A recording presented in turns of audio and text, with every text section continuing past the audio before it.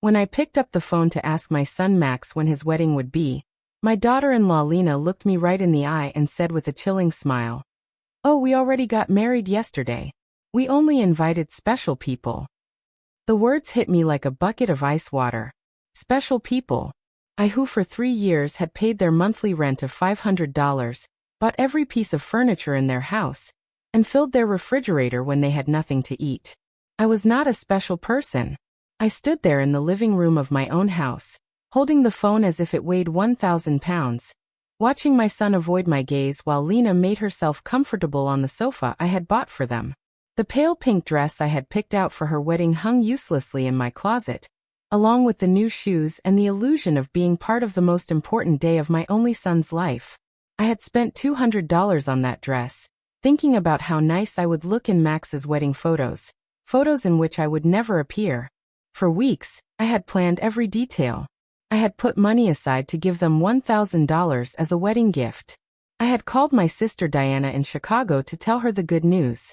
I had cleaned my house from top to bottom, thinking they might come celebrate with me after the ceremony. All of that collapsed in a second with those 4 poison words. Only special people.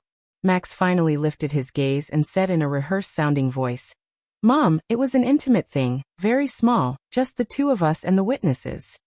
But I knew it was a lie. I saw the photos on social media. I saw Lena's parents proudly posing next to the bride and groom. I saw her siblings toasting with champagne. I saw Lena's white dress, which I had helped finance with the $800 I had given her last month for her personal expenses. I saw everything I wasn't supposed to see. A week later, exactly 7 days after that humiliation, Lena called me with a completely different voice. She was no longer the confident woman who had excluded me from her wedding. Now she sounded desperate, almost pleading. "Renata, the rent is overdue. The landlord is pressuring us and says, if we don't pay this week he will kick us out. You forgot to make the transfer." Her voice trembled slightly as if the world were ending. I was silent for a few seconds, remembering all the times I had run to the bank to make that transfer. All the times I had canceled my own plans to make sure they had a roof over their heads. All the times I had eaten beans and rice so I could give them money for their desires. And now, after they had excluded me from the most important moment of their lives, they had the audacity to call me as if nothing had happened. "Lena," I said with a calm that surprised even me, "didn't I warn you that I only help special people?" The silence on the other end of the line was so deep that I could hear my own heart beating. For the first time in years, it was not I who was trembling, but her. "Renate, I don't understand," she stammered. "We were always special to you. You're like a second mom to me." Lies. All lies. Wrapped in that sweet voice she only used when she needed something. The same voice she had used to ask me for money for the wedding dress, for the honeymoon, for the rings, which I had helped finance without knowing I would never see the ceremony where they were exchanged. For so many years, I had this constant feeling of walking on eggshells, weighing every word, every gesture, every gift, hoping to get a crumb of affection from my own son. I was the perfect mother, the obliging mother-in-law, the silent provider who never protested when they treated me like I was invisible. But that phrase, "only special people," awakened something in me that had been dormant for far too long. I had calculated in my head how much money I had spent on them in those 3 years. Between rent, food, gifts, emergencies, and whims, it was over $20,000. $20,000 I had taken from my retirement, from my savings, from the money my late husband had left so I could live my last years in peace. And what was all that for? To be treated like a stranger on my own son's wedding day. That night after I hung up, I sat on my bed and cried. But they weren't tears of sadness. They were tears of anger, of accumulated frustration, of years of silently endured humiliation. I cried for all the times they made me feel that my love was a burden, my presence a hindrance, my money the only thing I had to offer. I cried for the foolish mother I had been, for the woman who had lost herself, trying to be indispensable to those who considered her dispensable. When I woke up the next morning, something inside me had changed. It was not just the pain of betrayal. It was something deeper, colder. I stood up and looked at myself in the bathroom mirror. The same tired eyes as always, The same wrinkles that told stories of years of giving love without getting it back. But there was something else in my gaze. A hardness I didn't recognize. A determination that had been buried under years of compliance. I went to the kitchen and made coffee, as I had every morning for 40 years. But this time, I didn't think about calling Max to ask how he had slept. I didn't check my phone in anticipation of a message from him apologizing for the previous day's humiliation. For the first time in a long time, I was my own first concern of the day. I sat at the table where I had so often planned surprises for them, counted bills for their expenses, and cried silently when they treated me with indifference. Now this table would be a witness to something completely different. I took out my checkbook, my bank statements, and started to do the math. I wanted to see in exact numbers the extent of my own foolishness. Monthly rent of $500 multiplied by 36 months was $18,000. Food and supplies approximately $200 a month was another $7,200. Birthday gifts, Christmas gifts, anniversary gifts, at least $3,000. Lena's medical emergencies, $800.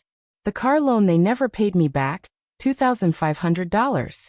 The air conditioner repair in their apartment, $600. The living room furniture, $1,200. $33,400. That was the exact sum of my generosity. $33,400 I had wasted from my husband's inheritance, from my pension, from the savings I had put aside penny by penny for decades of honest work. All that money thrown out the window to keep two adults comfortable, who couldn't even pretend to respect me. The phone rang and I saw Max's name on the screen. Normally, my heart would have pounded as I ran to answer, hoping he would finally apologize and explain that everything had been a misunderstanding, but this time I let it ring once, twice, 3 times. Finally, it fell silent, and I continued drinking my coffee as if nothing had happened. 10 minutes later, it rang again. This time it was Lena. I let it ring too. Then a text came from Max's mom, "Please answer. We need to talk." I deleted the message without replying. At 2 o'clock in the afternoon, I decided to go for a walk. I hadn't done that in months without a specific purpose, without an errand related to them. It was always the bank for transfers, the supermarket to buy them something they needed, the pharmacy for Lena's medications. Today, I went for a walk just because I wanted to. I walked past the park where I had often taken Max as a child. I remembered that sweet boy who hugged me tight and said I was the best mom in the world. When had he become this man who treated me like an ATM with feelings? When did I start confusing love with money? When did I start to believe I had to buy my own son's affection? At the bank, where I had so often made automatic transfers, I stopped in front of the door. The branch manager, Mr. Clean, saw me through the glass and waved. I had known him for years.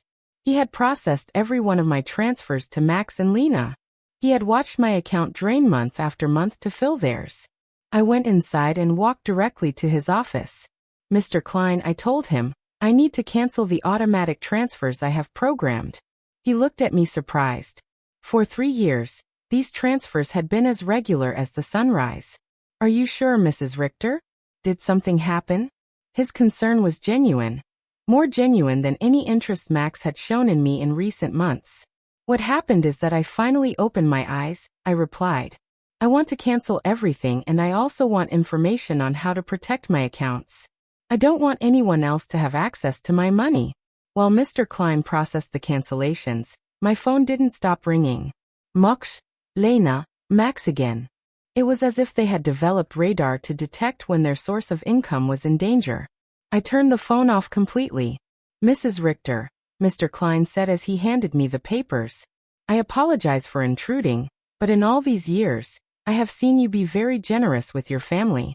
I hope you are not being pressured to make these changes." His words touched me deeply. This man, who barely knew me beyond bank transactions, showed more genuine concern for my well-being than my own son. "I'm not being pressured, Mr. Klein. On the contrary, I have finally stopped pressuring myself." When I left the bank, I felt strangely light, as if I had left an enormous burden in that office. For the first time in years, my money was entirely mine. I had no financial obligations to people who saw me as a resource instead of a person. I went home and thought about all the things I hadn't done to please Max and Lena. The trips I hadn't taken to save money for them. The friends I no longer saw, because I was always available for their emergencies. The hobbies I had given up because every dollar I spent on myself was $1 less for their needs. When I got home, I found 3 cars parked in front of my door. Max's, Lena's, and one I didn't recognize. I could see movement inside my house through the windows. My blood ran cold. They had keys. I had given them keys because I trusted them. Because I thought they would one day take care of me just as I had taken care of them. I took a deep breath before opening the door. It was time for the first real confrontation of my new life. I opened the door to my house and saw a scene I will never forget. Max was sitting on my sofa with his head in his hands. Lena was pacing back and forth like a caged animal, and an older man I didn't know was going through papers on my dining table. My papers, my personal documents. What is happening here? I asked in a voice that sounded louder than I expected. All 3 of them looked at me as if I were the intruder in my own house. Lena was the first to speak, and her voice had that desperate urgency I had already heard on the phone. Renata, thank God you're here. We need to talk. Mr. Fisher is from the law firm we consulted about your situation. My situation? The question came out of my mouth with a calm that surprised me. What situation? I'm doing perfectly fine. Max finally lifted his head and looked at me with those eyes that once belonged to an innocent child and now only reflected financial panic. Mom, we went to the bank and they told us you can let all the transfers. Mr. Klein explained that you also blocked our access to your accounts. We don't understand why you did that. Mr. Pfizer, a man in his 50s in a gray suit and a smile that didn't inspire confidence, approached me with an outstretched hand. Mrs. Richter, I am Dr. Pfizer, a family law attorney. Your children are concerned about your mental well-being and have asked me to assess the situation. I didn't shake his hand. Instead, I went directly to my dining table and collected all my documents that he had been reviewing without my permission. These are my private papers. You have no right to look at them without my consent. Mom, Max interjected with that condescending voice he had perfected in recent years. We're worried about you. Your behavior has been very strange lately. First, you financially cut us off without an explanation. Then you don't answer our calls. We think you might need professional help. Lena approached and tried to take my hand with that fake tenderness she reserved for moments when she needed something. Renee, honey, we know you're under a lot of stress. Maybe the loneliness is affecting you more than you think. At your age, episodes of confusion are normal. The word confusion echoed in my head like an alarm bell. Now I understood why they had brought the lawyer. It wasn't about helping me. It was about declaring me mentally incompetent and taking control of my finances. The same woman who had told me they only invited special people to their wedding was now treating me like a senile old lady. I am not confused, I said with a firmness that silenced everyone. I am clearer than I have been in years, and you are going to leave my house right now. Mr. Fisher interjected with that professional voice lawyers use when they want to sound reasonable. Mrs. Richter, I understand you feel overwhelmed, but your children have a right to intervene if they believe your ability to make financial decisions is impaired. They have documented several concerning behaviors. Concerning behaviors. The laugh that came from my throat was horsero, almost cruel. Like what? Deciding that my money belongs to me? Deciding to no longer finance the lives of 2 adults who treat me like trash. Lena jumped up as if I had slapped her. We never treated you badly. You are part of our family. Everything you have will belong to us one day anyway. We are just speeding up the process. There was the naked, unvarnished truth. Everything I had would one day belong to them. In their minds, I was already dead, and they were just collecting their inheritance in advance. It didn't matter if I had 70 years or 70 days left. To them, I was just an ATM with legs that had become problematic. Out, I said, pointing to the door. All 3 of you get out of my house. Max stood up with that angry childlike face he made when he didn't get his way. Mom, we can't just leave. We have obligations. The rent, the car payments, the credit card you co-signed for. You can't just cut us off from one day to the next. I can't. My voice rose for the first time in the entire conversation. Who says I can't? For years, I have paid rent that wasn't even in my name. I filled a refrigerator in a house where I was not welcome. I financed a life that clearly had no place for me. Mr. Fisher took a folder from his briefcase and placed it on my table. Mrs. Richter, we have prepared some documents that could facilitate this transition. A power of attorney that would allow Max and Lena to manage your finances more efficiently. This would just be temporary until you feel better. I took the folder and without even opening it, threw it directly into the trash can. The only transition that is going to happen here is yours to the front door. Lena started to cry, but they weren't tears of sadness. They were tears of frustration, of contained rage. You can't do this to us, Renae. We were counting on you. We made plans based on your support. We bought things. We took on financial obligations because we knew we could count on you. Obligations based on my money, I replied. Not on my well-being, not on my happiness, not on my company, just on my money. And now that I have decided that my money is better used in my own life, I am suddenly a confused old woman who needs legal guardianship. Max tried to approach me, but I took a step back. He was no longer the boy who ran into my arms when he had nightmares. He was a 35-year-old man who saw his mother as an obstacle between himself and a comfortable life financed by others. Mom, we made mistakes, he said in a voice that was supposed to sound remorseful. The wedding was a misunderstanding. Lena was nervous. I was under pressure. We can fix this if you just become reasonable again. Reasonable? The word tasted bitter in my mouth. Being reasonable means continuing to pay for your life while you treat me like a stranger. It means pretending it doesn't hurt to have been excluded from the most important day of my only son's life. Mr. Fisher packed his papers with the efficiency of someone who is used to having proposals rejected. Mrs. Richter, this is not over. Your family has legal options. If you are indeed making irrational decisions due to mental health problems, a judge can determine that you need guardianship. His words were like a blow. I realized this was not just a manipulative family visit. It was a real legal threat. They wanted to declare me incompetent to manage my own affairs. Mr. Fisher, I said, looking him directly in the eyes. I suggest you do your research thoroughly before you threaten a 71-year-old woman who has managed her finances flawlessly for 40 years, who raised her son alone after the death of her husband, who ran a household and worked honorably until retirement, and who until last week financially supported two completely capable adults.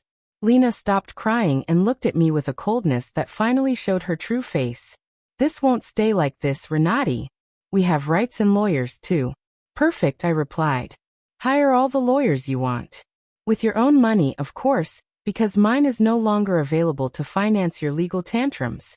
The three of them walked to the door with the wounded dignity of people who are not used to being told no. Before he went out, Max turned to me one last time. Mom, this is going to end very badly for you. You're going to end up alone with no one to take care of you when you really need it. Max, I said with deep sadness, but also with crystalline clarity. I am already alone. The difference is that now it's by my own choice, not by your neglect. As I closed the door behind them, I stood in my living room, surrounded by the most beautiful silence I had heard in years. It was the silence of freedom. That night, I couldn't sleep, but not out of sadness or regret, but out of adrenaline from having reclaimed control of my own life. I lay awake in bed, planning my next steps like a general preparing for a battle. If Max and Lena wanted to fight, I would give them a war. But it would be a war I would fight with intelligence, not with emotion. At 6 o'clock in the morning, I was already dressed and ready to go. My first stop was the office of attorney, Mr. Weber, a man I had met years ago when I was handling my husband's will.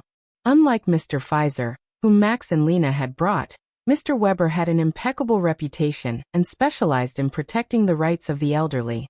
Mrs. Rtor. He told me as I explained the situation.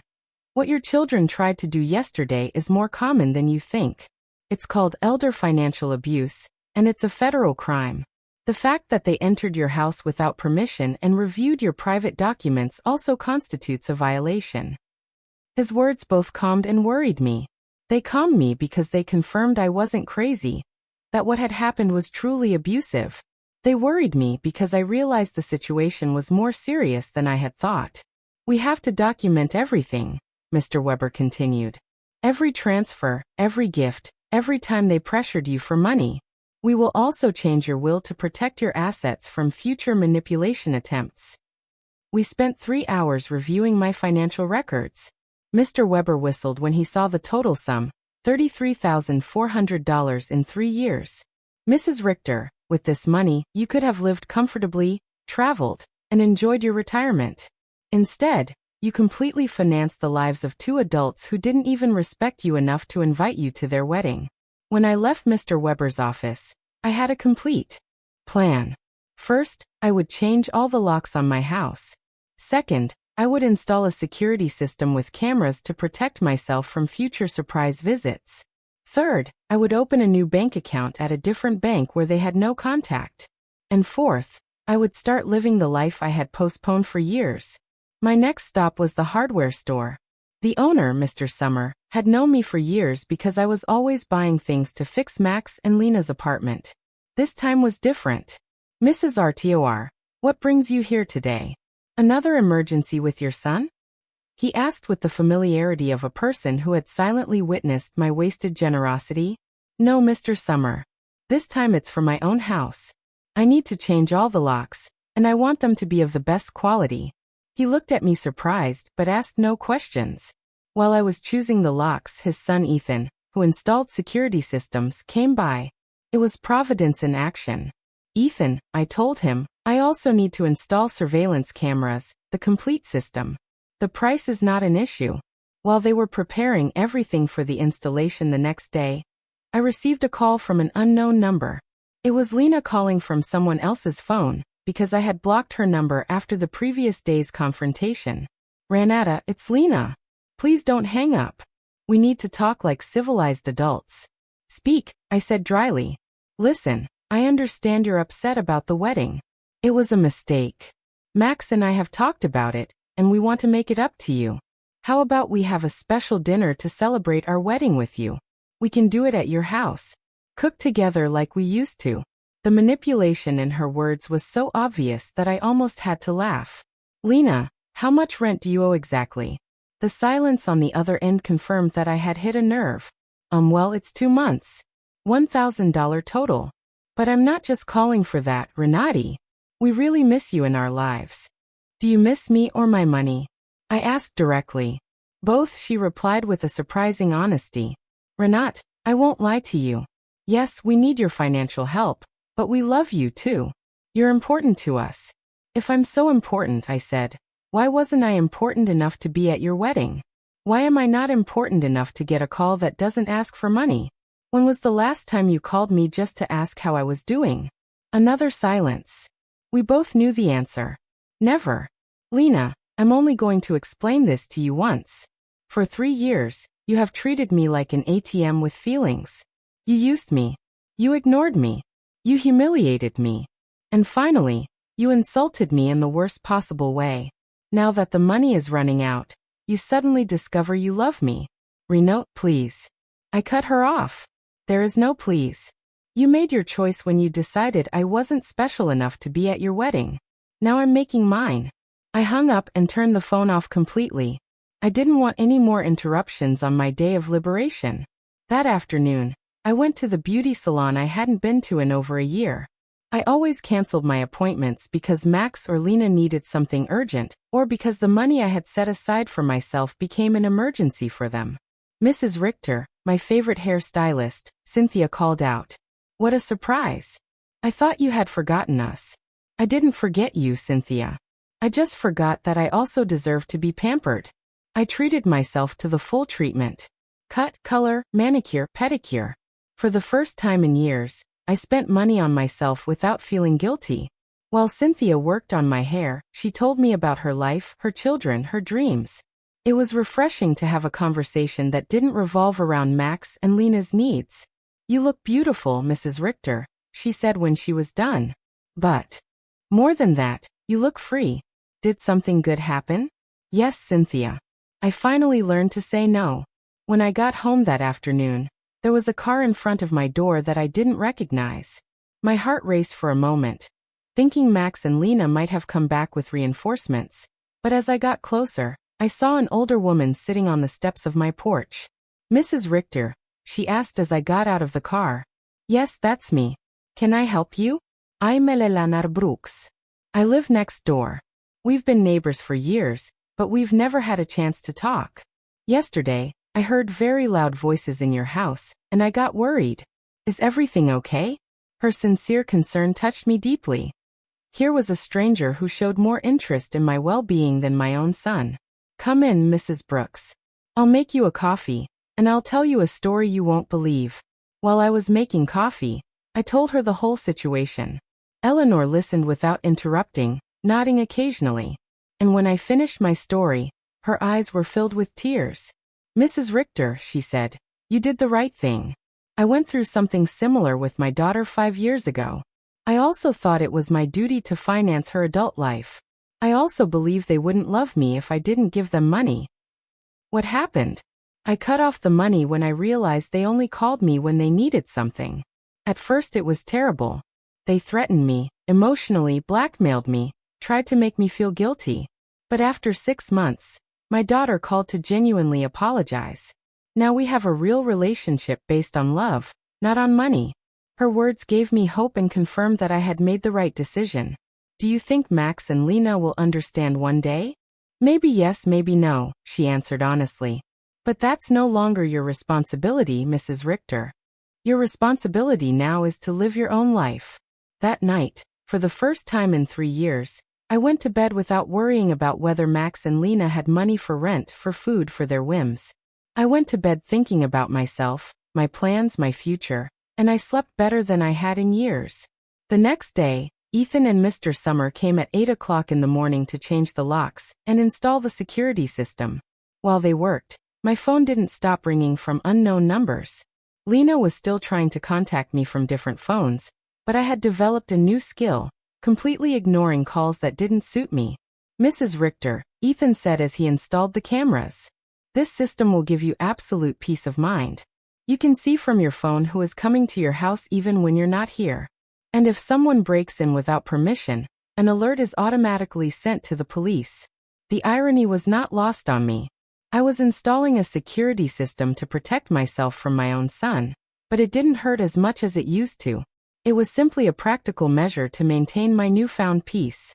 While they were working, I decided to do something I hadn't done in years. Call my sister Diana in Chicago. We had lost touch because every time we talked, I would tell her about Max and Lena's successes, about how much money I had spent on them, about how proud I was to be able to help them. I now realized that our conversations had become financial reports disguised as family news. "Renee," Diana answered, surprised. "Sister, how are you? We haven't spoken in months." "I'm good, Diana. Better than good. I'm calling you to tell you that I've finally come to my senses." I told her the whole story from the beginning. The secret wedding, the humiliation, the visit with the lawyer, my decision to cut off the funding. Diana listened to me in silence. And when I was done, her answer surprised me. "Renee, sister, it was about time. Every time we spoke, it broke my heart to hear you brag about how much money you gave them, as if love could be measured in dollars. I wanted to tell you something, but I didn't know how." "What did you want to tell me?" "That Max never spoke lovingly about you when I saw him at family gatherings. It was always my mom helped me with this or my mom bought me that, but never I miss my mom or I love my mom. It was as if you were a service provider, not a person." Her words hurt, but it was a necessary pain. Like when a doctor cleans an infected wound, it hurts, but it's part of the healing. "You know what else I noticed?" Diana continued. "Lena always spoke about you in the future tense. When Renata is no longer here, we can remodel her house, or when we inherit, we will invest in the business. As if they were waiting for you to die to really live." This revelation hit me like a bucket of ice water. They didn't just see me as an ATM. They saw me as a temporary obstacle between them and their money. While I was trying to make them happy, they were planning their future without me. After talking with Diana, I sat in my kitchen processing all this information. Years of marriage to a man who truly loved me. 35 years of raising my son alone after my husband's death, and 3 years of financing 2 adults who saw me as a $100,000 obstacle. The doorbell rang, and on the new cameras I saw it was Eleanor with a mug in her hands. I opened the door, and she handed me a fresh brewed coffee. "I thought you might need some company after everything you told me yesterday," she said with that sincere smile I had already come to appreciate. We sat in my living room, and Eleanor told me more details from her own experience. "My daughter said the exact same thing to me that Lena says to you. You're like a second mom to me. We're special to you. Everything will be ours one day anyway." Those are rehearsed phrases, Mrs. Richter. They learned them from the Emotional Manipulation Handbook. "Do you think such a handbook exists?" I asked half-jokingly. "Not officially, but it seems everyone reads from the same book. Chapter 1 is make her feel indispensable. Chapter 2 is create constant financial emergencies. Chapter 3 is when she resists, question her mental health." We laughed, but it was a bitter laugh. It was both funny and tragic to recognize such predictable patterns in our own children's behavior. "Did you ever feel guilty for cutting off the money?" I asked Eleanor. "Every single day for the first 3 months," she answered honestly. "But then I started to see the results. My daughter had to get a second job. Her husband stopped playing golf every weekend and started looking for extra work. They learned to live within their means. And more importantly, they learned that I was a person, not a resource. That afternoon, I decided to do something I had postponed for years. Visit my husband's grave. I always made excuses not to go because Max or Lena needed something urgent, or because the taxi fare was better invested in one of their emergencies. The cemetery was quiet and beautiful. Robert's grave looked a bit neglected because I hadn't been there to clean it in months. I sat on the grass next to his headstone and talked to him as if he were alive. "Robert, my love, I think I lost myself for a while. After you left, I put all my energy into Max. I wanted to be the best mother in the world, thinking somehow he would grow up without a father, but I think in the process I forgot to be myself." The wind blew gently, and for a moment I felt like he was listening to me. Our son has become someone I don't recognize. Or maybe he was always like this and I didn't want to see it. His wife as well, you know how she is. "The money you left for me to live peacefully, I spent it taking care of them. But not anymore, my love. I have learned." I cleaned his grave, replaced the withered flowers with new ones, and stayed there for another hour, simply enjoying the peace. For the first time in years, I was not in a hurry to get home to solve a crisis for Max and Lena. When I got home, there were 3 cars parked in front of my door again. My heart raced, but this time, I was prepared. The cameras showed me that it was Max, Lena, and 2 other people I didn't recognize. Everyone seemed agitated, talking to each other and pointing at my house. I didn't get out of the car. Instead, I called Mr. Weber, my lawyer. "Mr. Weber, they are at my house again. This time they've brought more people. What should I do?" "Don't get out of the car, Mrs. Richter. I'll be there right away, and I'll call the police." After our conversation yesterday, I requested a temporary restraining order. "They are not allowed to be on your property." Minutes later, Mr. Weber and 2 police patrol cars arrived. I watched the officers talk to Max and Lena. Saw my son gesticulate angrily.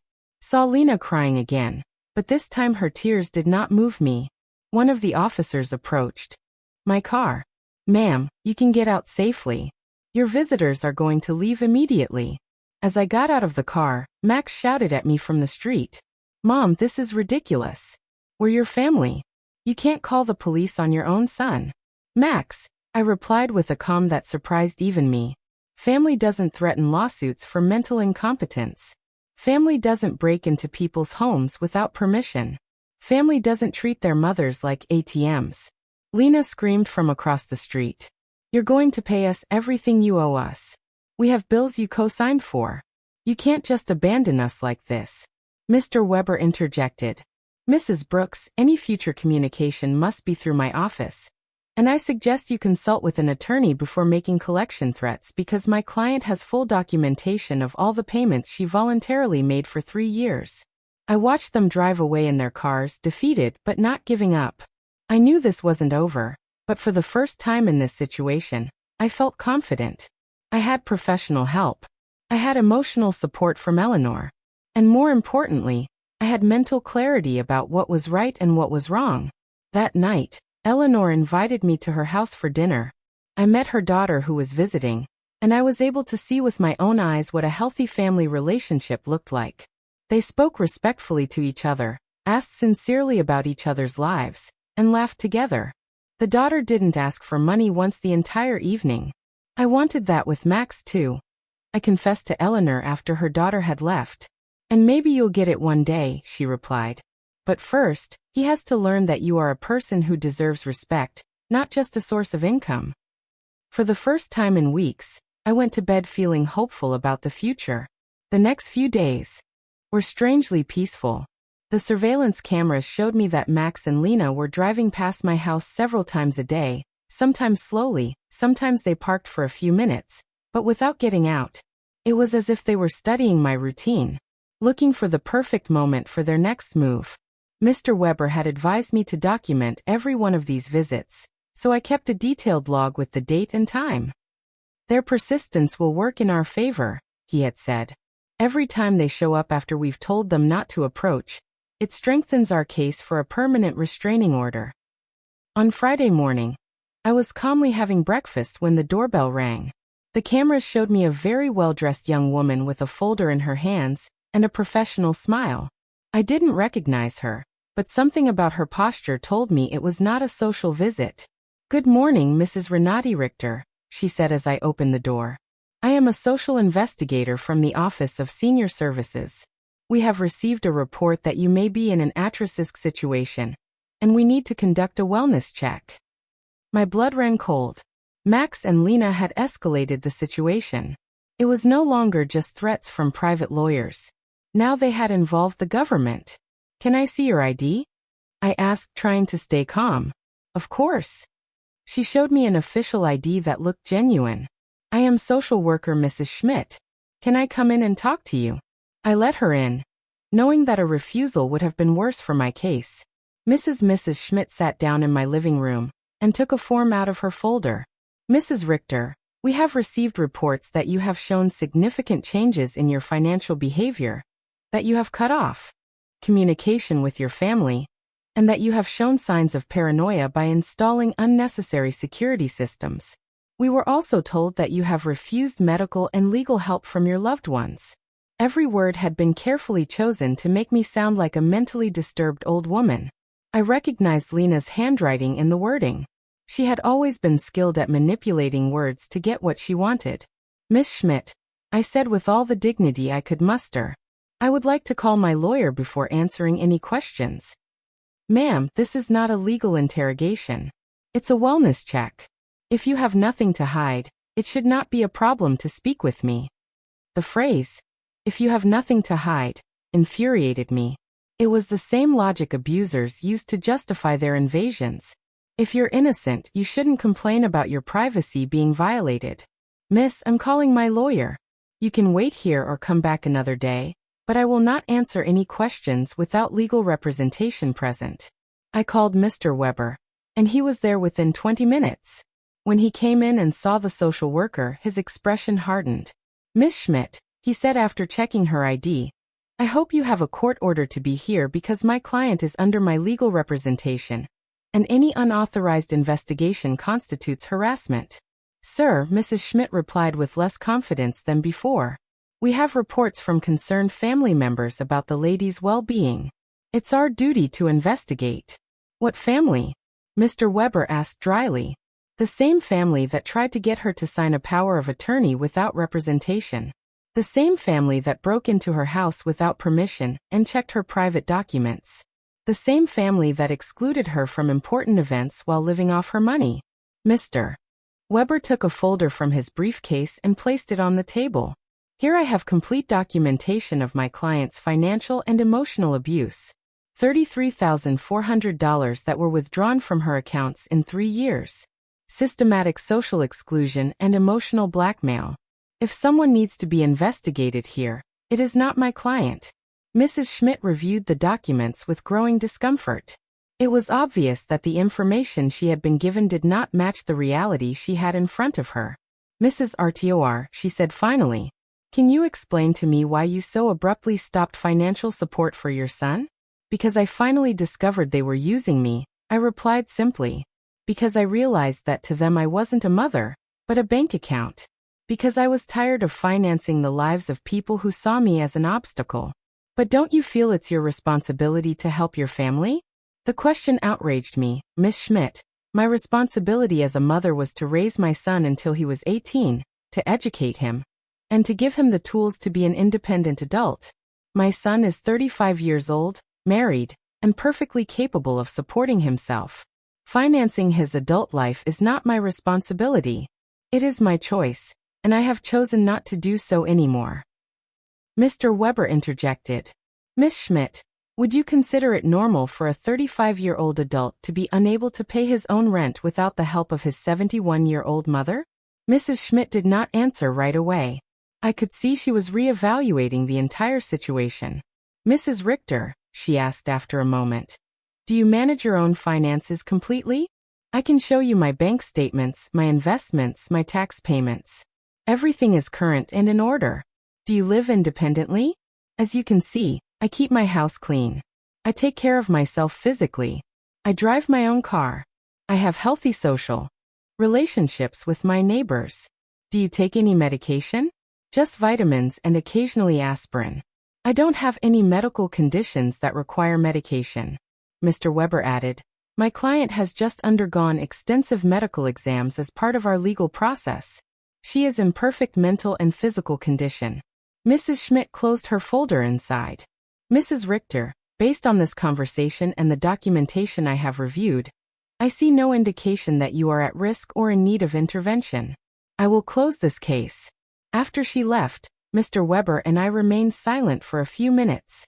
Renat, he said finally, this is going to continue to escalate. Max and Lena are spending money they don't have to hire professionals to try to have you declared incompetent. Does that mean they are desperate? It means that exactly. What else can they do? They can file a lawsuit for incompetence. It's expensive and hard to win. But if they find a sympathetic judge and a psychiatrist willing to testify in their favor, they could get a guardian assigned. The thought terrified me. They could take control of my money. They could try, but we have solid evidence that you are completely competent, and that they are motivated by greed and not by genuine concern. That afternoon, I called Diana to vent. Sister, she said after hearing my story, do you notice how far they are willing to go for money? They are risking family relationships, spending money on lawyers and doctors, destroying their own reputation, all to get access to your bank account again. Her words made me think. Max and Lena had completely revealed their true nature. There was no going back. There was no possibility of a genuine reconciliation. To them, I had never been a mother or a respected mother-in-law. I had always just been money on legs. This revelation, although painful, was also liberating.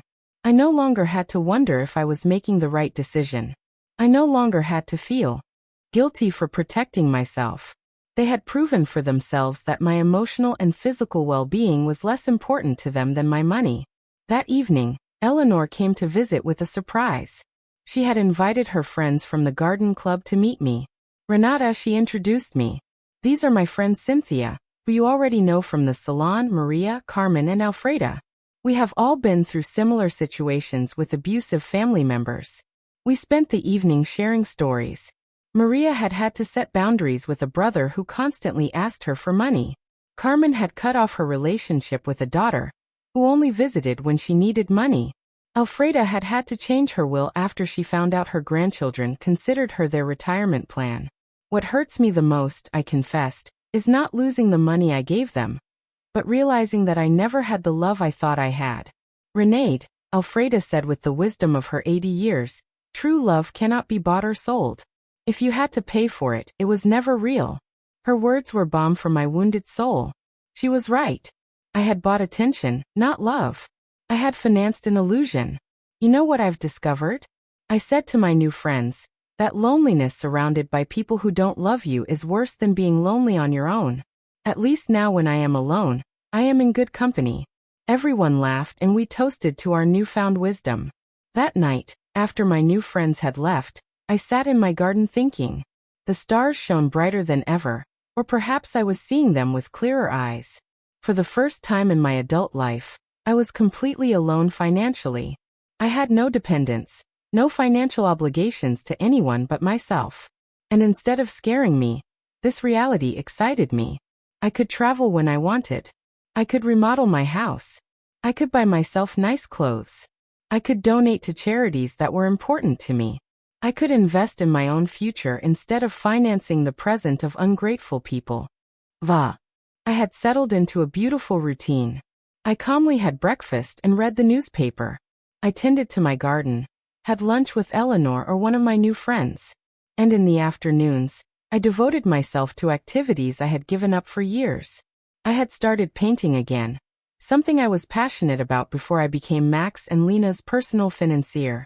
But on a Thursday morning, while I was painting flowers on my new easel, Mr. Weber came to my house with a grim expression that made my blood run cold. "Renedy, we need to talk. Max and Lena have filed a formal lawsuit for mental incompetence in family court. They are requesting to have a legal guardian assigned to you." The words fell on me like stones. I knew it was a possibility, but hearing it out loud made it terrifyingly real. Does that mean they can take control of my money? If a judge determines that you are unable to manage your affairs, yes, he could place Max as your legal guardian, which would give him full control over your finances. I sat down heavily on my sofa, feeling the weight of the deepest betrayal I had experienced in my life. My own son was trying to legally declare me incompetent to steal my money. Mr. Weber, what evidence could they have? You yourself have seen that I am completely competent. They have statements from 3 witnesses who claim you have behaved erratically. They also submitted unpaid doctor's bills that you supposedly didn't pay and medications that you supposedly hoarded without taking them. But that's a lie. I don't have any outstanding doctor's bills or hoarded medications. I know Renade, but they have fabricated convincing evidence. They also have the statement from Dr. Lehman who states that you refused to cooperate with a psychiatric evaluation which they interpret as proof of mental decline. The manipulation was diabolical. They had turned my refusal to undergo an unnecessary exam into proof of a mental illness. They had used my instinct to protect myself from them as proof that I needed protection. Who are the 3 witnesses? Mr. Weber looked through his documents. Lena, of course, a neighbor named Mr. Davis, and someone who claims to be your pharmacist, Mr. Green. Mr. Davis was the neighbor across the street, an unpleasant man who had always had problems with me because my friends sometimes parked in front of his house. Mr. Green was indeed my pharmacist, but I didn't understand what he could have against me. "I need to talk to Mr. Green," I told Mr. Weber. "Something's not right." We went to the pharmacy together that afternoon. Mr. Green received me surprised and nervous. "Mrs. Richter, it's good to see you. How are you, Mr. Green? I was told you signed a statement saying I show erratic behavior with my medications." His face turned red as a tomato. "Mrs. Richter, your daughter-in-law came in a few weeks ago and asked about your medications. She said she was worried because you were acting strangely." "And what did you tell her?" "I explained to her that you only buy vitamins and occasional aspirin, that you don't have any regular medical prescriptions, but she insisted that this was proof that you weren't taking adequate care of your health." Mr. Weber interjected. "Mr. Green, did you sign a paper?" She brought a document that said I was confirming that Mrs. Richter had irregular medication purchases. I thought it was for her health insurance or something. I didn't know it was for a lawsuit. My own pharmacist had been tricked into signing something he didn't fully understand. Lena's manipulation knew no bounds. "Mr. Green," I said, "I need you to write a statement explaining exactly what happened and clarifying that I have no problems with medications." "Of course, Mrs. Richter. I am terribly sorry for this misunderstanding." After the pharmacy, we went to confront Mr. Davis. When we knocked on his door, he received us with obvious hostility. "What do you want, Mr. Davis?" Mr. Weber said, "I understand you signed a statement about my client's behavior." "And you're right, I did. That woman is crazy. She's been acting strange for weeks. Can you be more specific about the behaviors you observed?" "Installing cameras as if she lived in a war zone. Having strangers visit all the time. Yelling at her family in the street." I realized Mr. Davis had taken everything out of context. The cameras had been installed for protection. The The strangers were my new friends. The yelling was me defending my house from Max and Lena's invasions. Mr. Davis, I said, do you know why I installed the cameras? No, and I don't care. To protect myself from my son and daughter-in-law who broke into my house without permission and threatened me. That's what a crazy person would say, he replied cruelly. There was no way to reason with him. His statement was based on superficial observations maliciously interpreted. That evening, Mr. Weber and I sat down to plan our defense. Renedy, we need our own psychiatric evaluation. I have a colleague, Dr. Moore, who is an expert in assessing mental capacity. She can officially confirm that you are completely competent. What if Max and Lena have bribed the judge? What if none of this matters because they have already decided to declare me incompetent? Renee, the legal system is not perfect, but it's not completely corrupt either. We have solid evidence of your mental competence and their financial motivations. We are going to fight this. The next day, I went to my appointment with Dr. Moore. She was a woman in her 50s with kind but astute eyes. Mrs. Richter, I'm going to ask you a series of questions and tests to assess your mental capacity. Take your time and answer honestly. For 2 hours, she asked me questions about my memory, my reasoning ability, my financial understanding, my emotional health. She also gave me cognitive tests and asked me to solve mathematical and logical problems. Mrs. Richter, she said at the end, your results are well above average for your age. You are not only mentally competent, but your cognitive function is excellent.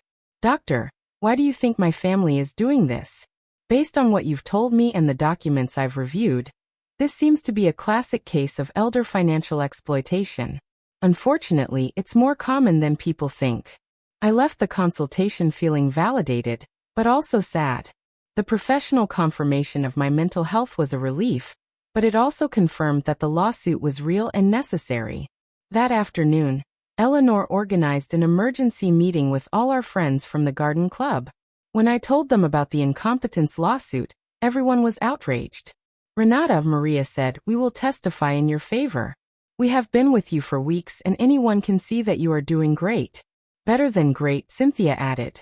You are clearer and stronger than many 40-year-old women I know. Alfreda with her 80-year-old wisdom took my hands. Renata, my dear, what your children are doing is nothing new. For generations, greedy children have tried to declare their parents insane to get their money. But you have something many of these victims didn't have. Documentation, legal support, and friends who can testify for you. Her words gave me hope. I was not alone in this fight. I had an army of strong women who had witnessed my transformation firsthand. You know what the saddest thing about all this is? I said that Max and Lena are willing to destroy any future possibility of reconciliation for money. Even if I were willing to forgive everything so far, there's no going back from this. And maybe that's for the best, Cynthia replied. At least now you know exactly who they are, and you can act accordingly. That night, for the first time since this nightmare began, I really cried. Not out of sadness, but out of grief. I said my final goodbye to the son I thought I had, to the dream of a loving family, to the illusion that unconditional love was reciprocated. But something new also emerged within me, an iron determination not to let myself be stripped not only of my money, but also of my dignity and my freedom. The war had officially begun, but I was ready to fight. The trial came 3 weeks later. I woke up early, put on my best black suit, and looked at myself in the mirror with a determination I had never felt before. Today, not only my mental capacity would be judged, my dignity as a person, my right to live free from abuse, my value beyond my bank account would be judged. Mr. Weber came at 7 in the morning to go over our strategy one last time. Renata, remember, the burden of proof is on them. They have to prove that you are incompetent. We just have to show that you are not. And what if the judge is already biased? Judge Miller has a reputation for being fair. I researched his past cases, and he doesn't automatically favor families. He is dedicated to protecting the rights of the elderly. We arrived at the courthouse at 9 o'clock in the morning. In the hallway, I saw Max in a new suit that he probably bought for the occasion and Lena dressed in black as if she were at a funeral. Maybe it was the funeral of our family relationship. When our eyes met, Max avoided my gaze, But Lena held my gaze with a coldness that confirmed that for her, this was just a business transaction. Their lawyer was an older, elegant man with the kind of confidence that comes from winning similar cases before. When he began his opening statement, his strategy was clear: to portray me as a confused old woman who had been manipulated by strangers to alienate me from my loving family. "Your Honor," he said in a solemn voice, "Mrs. Renedy Richter has shown a clear mental decline in recent months. She has cut off all financial support for her family without a rational explanation. She has installed unnecessary security systems due to paranoia, and has isolated herself from her loved ones under the influence of neighbors and lawyers who are obviously taking advantage of her vulnerable situation." Every word had been carefully chosen to make my self-empowerment sound like dementia, and my freedom sound like external manipulation. Then they called their witnesses. Lena was the first to testify, and her performance was Oscar-worthy. She cried as she described how I had completely changed, how I had become hostile and paranoid, how I had isolated myself from the family that loved me. "Your Honor," she said in a trembling voice, "Renata has always been like a second mom to me. Seeing her mental decline has been devastating. We just want to help her get the care she needs." Lies wrapped in convincing tears. When Mr. Weber cross-examined her, the cracks in her story began to become visible. "Mrs. Schuster, can you tell the court when was the last time you called my client without asking for money?" Lena stammered. "Well, we always talked about many things. Can you give me a specific date?" "I don't remember exact dates." "Is it true that you and your husband got married without inviting my client?" "It was a very small ceremony." "Is it true that when my client asked about the wedding, you told her that you had only invited special people?" Lena's face turned red. "Those words were taken out of context. What would be the right context to tell your mother-in-law that she is not a special person?" She couldn't answer convincingly. Max was next. Seeing him on the witness stand, swearing to tell the truth while preparing to lie about my mental health, was one of the most painful moments of my life. This was the boy I had raised alone, the one I had dedicated my entire life to. "My mom has always been very generous with us," he testified. "But lately, she has become erratic and irrational. We believe she is being manipulated by people who are taking advantage of her." When Mr. Weber cross-examined him, the mask fell completely. "Mr. Richter, how much money have you received from your mother in the last 3 years?" "I don't know the exact amount." "Does $33,400 sound about right? Maybe she's always been generous." "And how many times have you visited your mother without asking her for money?" The silence was deafening. "Is it true that you and your wife broke into my client's house without permission and checked her private documents? We were worried about her." "Is it true that you brought a lawyer to pressure her into signing a power of attorney?" "We wanted to help her manage her finances." "Do you at 35 years old need the help of your 71-year-old mother to pay your rent?" Max couldn't answer with dignity. Mr. Davis testified about my supposed erratic behaviors, but when Mr. Weber asked him for details, he admitted that he had never spoken to me directly, and that all his information was based on superficial observations. Dr. Lehman testified that my refusal to undergo an evaluation was proof of mental decline. But Mr. Weber submitted the documentation of our evaluation with Dr. Moore, which completely refuted his conclusions. Then it was our turn. Mr. Weber first called Mr. Green, my pharmacist, who explained how he had been tricked into signing a statement that distorted my medication buying habits. Dr. Moore testified about my excellent mental state and presented the results of the cognitive tests, which had been flawless. Mr. Summer from the hardware store testified about my mental competence and explained that my decisions to cancel automatic transfers were completely rational and had been processed correctly. Eleanor and my friends from the garden club testified about my clarity, my newfound vitality, and my ability to maintain healthy social relationships. Finally, it was my turn to testify. I stood up with dignity and walked to the witness stand, feeling the weight of 71 years of experience, of wisdom gained through pain, of strength discovered in adversity. Mr. Weber guided me through my testimony, letting me tell my whole story. The $33,400 spent in 3 years. The humiliation of being excluded from the wedding, the constant emotional manipulation, the violation of my privacy, the legal threats. Mrs. Richter, Mr. Weber finally asked, why did you decide to stop financial support for your son and daughter-in-law? Because I finally understood that what I was getting from them was not love, I replied in a clear, loud voice. It was a commercial transaction disguised as a family relationship. My money was welcome, but I as a person was not. Do you regret your decision? I only regret that it took me so long to make it. Max's lawyer tried to make me appear confused during his cross-examination, but I answered every one of his questions with clarity and precision. When he tried to imply that my new friendships had manipulated me, I explained to him that for the first time in years, I had relationships based on mutual respect and not on financial interest. In his closing argument, Max's lawyer insisted that I was a victim of external manipulation. Mr. Weber's rebuttal was devastating.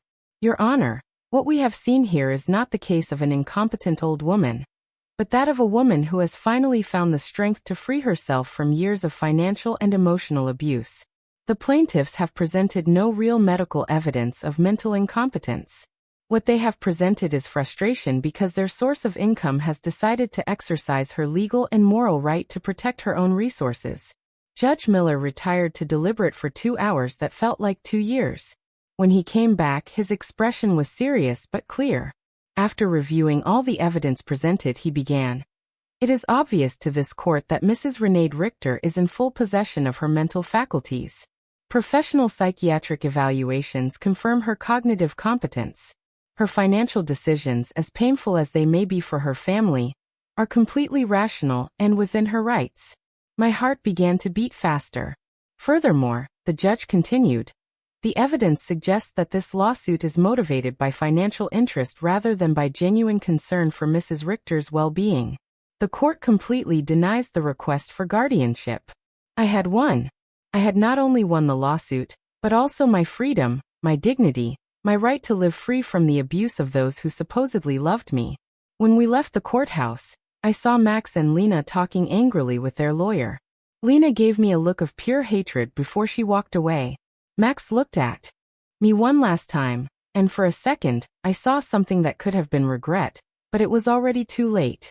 That night, Ella Lehner organized a celebration at my house with all our friends. We toasted to justice, to freedom, to the sisterhood of strong women who support each other. Renata, Alfreda told me, today, you didn't just win a trial. You won back your life. She was right. For the first time in years, the future was completely mine.